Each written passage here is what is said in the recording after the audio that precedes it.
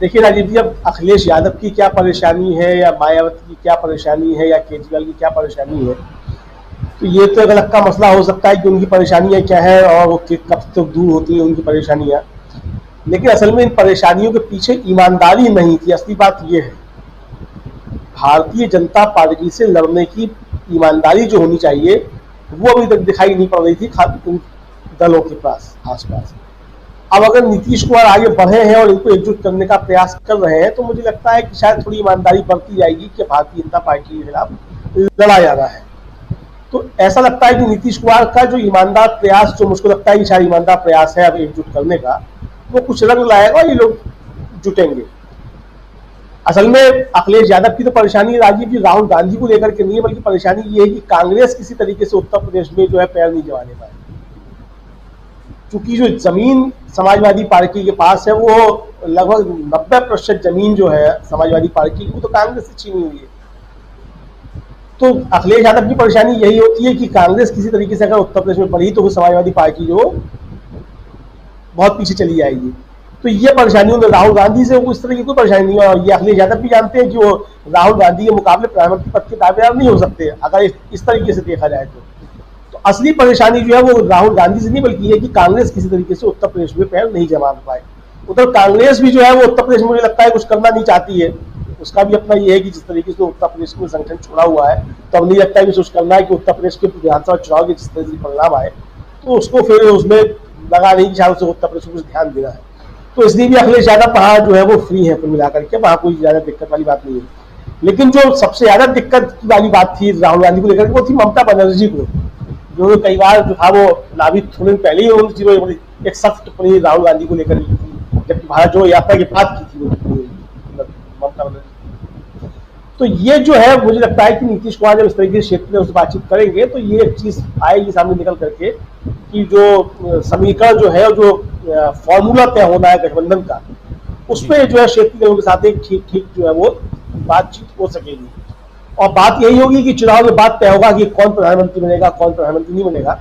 और जाहिर सी बात है कि राहुल गांधी आपने कभी स्वयं को कहा भी नहीं कि वो प्रधानमंत्री पद के दावेदार है। पूरी भारत जोड़ो यात्रा के दौरान भी उन्होंने कहा कि मैं प्रधानमंत्री पद का दावेदार हूँ। छत्तीसगढ़ में जो हुआ कांग्रेस का महाधिवेशन उसमें भी उन्होंने कहा कि वो दावेदार नहीं है। और पहली जो प्राथमिकता है वो भारतीय जनता पार्टी को सरकार से हटाने की है। तो यानी राहुल गांधी का कांग्रेस का विजन जो है वो तो एकदम स्पष्ट है कि किसी तरीके से भारतीय जनता पार्टी को सत्ता से हटाना है। तो बाकी लोगों का विजन जो है वो क्लियर होना चाहिए कि उनकी प्राथमिकता राहुल गांधी को प्रधानमंत्री बनने से रोकना है या भारतीय जनता पार्टी को सत्ता में आने से रोकना है। तो ये चीजें जो है वो आगे तय होंगी जब नीतीश कुमार बाकी लोगों से चर्चा करेंगे। और जैसे नीतीश कुमार ने दावा किया कि जब हम बैठेंगे तो बहुत सारे लोग जो इकट्ठा होंगे। आज भी उनकी जो टी राजा से और सीताराम येचुरी से मुलाकात हुई है दिल्ली में, अभी है और शायद बाहर आ रहे हैं तो हो सकता है उनसे भी मुलाकात होगी, बातचीत आगे बढ़ेगी।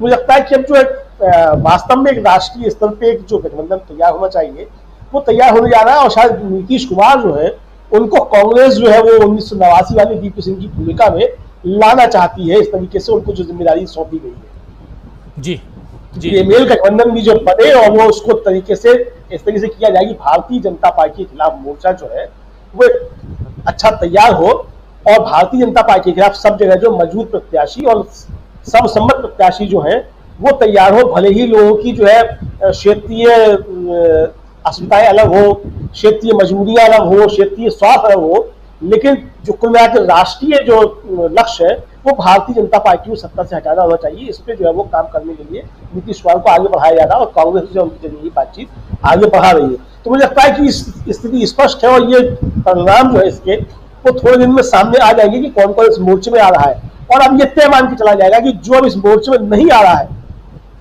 तो इसका मतलब जो है फिर वो इस मोर्चे के बाहर जो भारतीय जनता पार्टी के मोर्चे में उसको शामिल माना जाएगा। मुझे लगता है जनता भी इस बात को अच्छी तरीके से स्वीकार कर ली कि जो अब इस मोर्चे में नहीं है वो भारतीय जनता पार्टी के मोर्चे में है। क्योंकि अब कोई नो मैंस लैंड, जैसा मैंने पहले भी बताया था, कोई नो मैंस लैंड वाली स्थिति नहीं रहेगी। या तो आप इस खेमे में है या भारतीय जनता पार्टी के खेमे है। तो खेमा जो है जो तमाम क्षेत्रीय और विपक्षी दल है उनको तय करना है कि आप आखिर खड़े किस खेमे में है। आप भारतीय जनता पार्टी के साथ है, भारतीय जनता पार्टी को जो खिलाफ मोर्चा बनना है उसमें आप खड़े हुए हैं। तो ये चीज अब सामने आएगी। तो इन जो क्षेत्रीय दलों की मजबूत है उनको राहुल गांधी से परेशानी मुझे लगता है जो रही होगी वो रही होगी और वो सबसे ज्यादा परेशानी कांग्रेस ही है, क्योंकि बड़ा दल कांग्रेस ही है और सबसे ज्यादा सीटों में लड़ाई भी कांग्रेस की होगी और सबसे ज्यादा सीट जीत के आएंगे भी जो है वो, क्योंकि वो बिल्कुल सही कह रहे हैं अमलेंदु जी।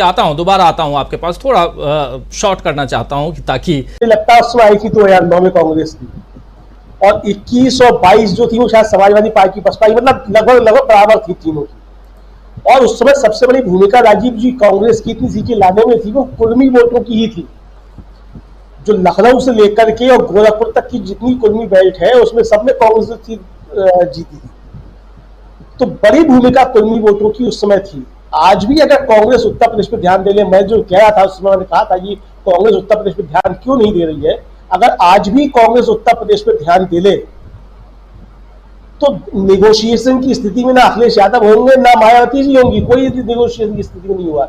और मुझे लगता है राजीव जी की नीतीश कुमार को जिस तरीके से आगे बढ़ाया तो उसके पीछे कांग्रेस की दो नीतियां हो सकती है। एक तो ये तो है कि भाई जो सीधे सीधे कांग्रेस साथ जाना नहीं चाहते, जिनकी हिचक है कि भाई हम कांग्रेस के साथ नहीं जाएंगे, तो वो इस तरीके से है कि जैसे 1989 में हुआ कि भाई ठीक है कम्युनिस्ट भी जनता के साथ थे और भारतीय जनता पार्टी के साथ थी और दोनों अलग लड़े भी, वीपी सिंह को बनाया प्रधानमंत्री।